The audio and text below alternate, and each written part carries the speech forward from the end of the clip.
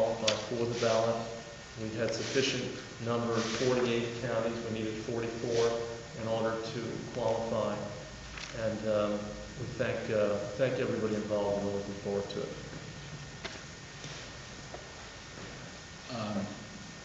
We are available if you have questions of us. Do you have specifics in terms of what kind of, Wayne mentioned phase out of caging over 15 years. Do you have some sort of specifics about what the agreement calls for? I think there are timelines or suggested timelines there. Jack, do you want to speak to that? Relative to the pork industry and utilization of gestation stalls, they can be used up until January 1 of 2026. So there's a 15-year phase-out period here for gestation stalls in the pork industry. But one other element of that if the Livestock Care Standards Board adopts that the recommendation from the group is no new gestation crate facilities as of December 31 of this year. So it's got two dimensions to it: no new facilities, and then for those who are here, it's essentially a grandfathering clause. And the equipment really has a 15-year so lifespan. So someone who has the equipment can use that equipment but not remove that equipment, if you will. Governor, at what point and why did you get personally involved in this discussion? I'll speak to that, but could I say a word to this question? I think what we've arrived at here is a very common sense solution.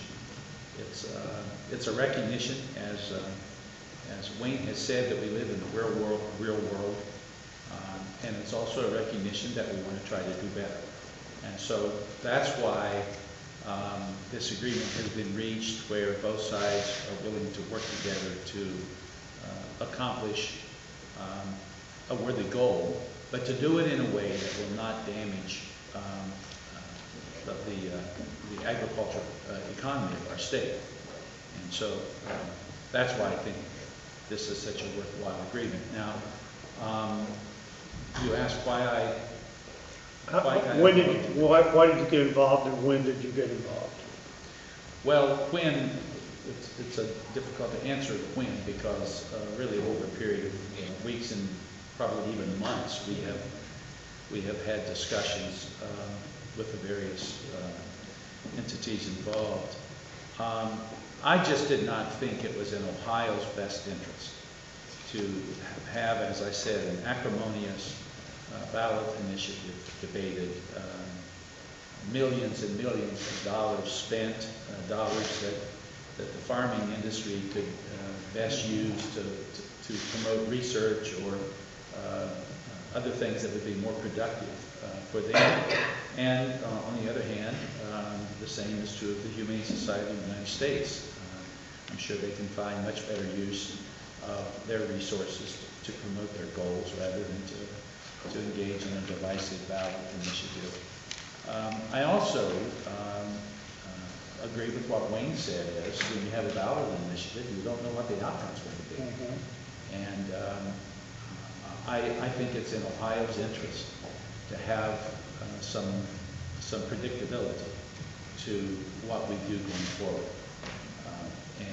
This agreement, I think, brings that predictability and enables both sides to feel as if their worthy goals are being accomplished, and doing it in a way that fosters cooperation and goodwill rather than divisiveness and hostility. Specifically, what does this do in terms of puppy mills, Wayne said mentioned puppy mills? Mm-hmm. Yes, well, that's a part of the agreement that is perhaps unusual, and that involves my commitment, or the commitment of my administration.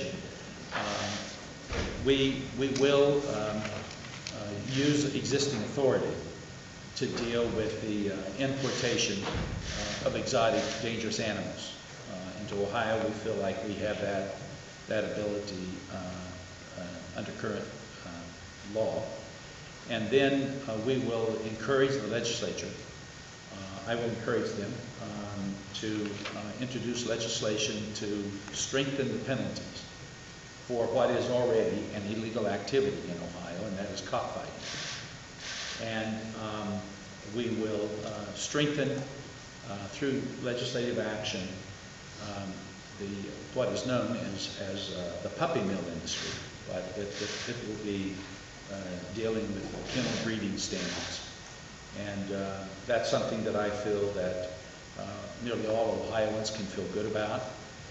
It's something that I feel strongly about pursuing, and I have every reason to believe that this is something that we can accomplish, and the legislature will be cooperative in working with us to accomplish it. Governor, This we've had, drafting one of the pieces of legislation that's already been in there on puppy mills? Yes, SB 95 is legislation that has already passed the Senate, and we will urge its passage by the House. Governor, we've had bipartisan puppy mill bills in the past couple of general assemblies at least that haven't gone anywhere. We've had cockfighting bills. What are you going to do differently to see that those things get through? Well, I will certainly engage myself personally in those efforts. We will work with legislative leaders, and we will mobilize the citizens of our state to get behind that legislation in a way that perhaps has not happened in the past. This is something that I have made a commitment to do, and I think it's a reasonable expectation of me and my administration as we move this process and the implementation of this agreement forward. Why was the decision made to go ahead and include the dangerous animals, the puppy mills, and the cockfighting in this agreement instead of just doing something separate? Well, because I think these are aspects of the agreement that are not necessarily directly related to the agriculture industry, obviously, but I think the Humane Society felt that with these agreements, it made it easier for them to make the decision to withdraw the ballot initiative. How does that factor into the proposed ballot initiative that's been kind of circulating that would ban dog auctions and also deal with, is this kind of an effort to kind of maybe stem that initiative from going to the ballot? I don't know that any of my staff have had direct discussions with those behind that initiative or not. So, to my knowledge, there's no connection between those efforts and this agreement. Sure, go ahead. Dog auctions are just one aspect of a larger puppy mill problem. The confinement conditions, the exposure to the elements, and a series of other problems really have put puppy mills on the radar screen of humane organizations. Auctions are one part of it. There is a petition circulating on that, and we have endorsed that petition, but I think that the enactment of this legislation is going to address many of the problems here in Ohio. Pennsylvania and a number of other states have recently passed similar legislation, and it's